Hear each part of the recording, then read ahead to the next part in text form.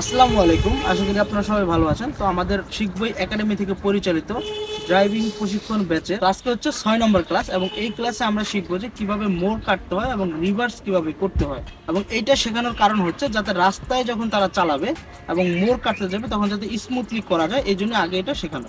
খেয়াল করেন, হ্যাঁ, এটা হচ্ছে মূলত আমাদের মোড়। এটা চিন্তা করবেন না, এটা রাস্তায় নেমে গেছে, ঠিক আছে, রাস্তার মোড়। ওই মোড়ের মাপ নিয়ে হচ্ছে এটা বানানো হচ্ছে। এখন আমরা হচ্ছে এই এই মোড় কাটার সময় সব দিকে খেয়াল করতে হবে। আপনার ডান সাইডের স্ট্রিক হোক, বাম সাইডের স্ট্রিক, সব খেয়াল করতে হবে। এখানে আপনি চিন্তা করবেন যে এই ওয়ালটা আর হচ্ছে ওই পাশে চিন্তা করবেন যে ওই যে তারের খাম্বা, ঠিক আছে, ওই পাশে এটা হলো তারের খাম্বা। এই যে রাউন্ড এটা হচ্ছে ওয়াল। তো আমাদের প্রথম হচ্ছে এই সাইড থেকে 1 থেকে 1.5 হাত জায়গা রাখা, তারপর হচ্ছে যেতে হবে, ঠিক আছে। মানে এই সাইডে কি আছে না আছে এটা আমার দেখার দরকার নেই। এই সাইড থেকে আমার 1.5 হাত জায়গা রেখে তারপর হচ্ছে ঘুরতে হবে আস্তে আস্তে।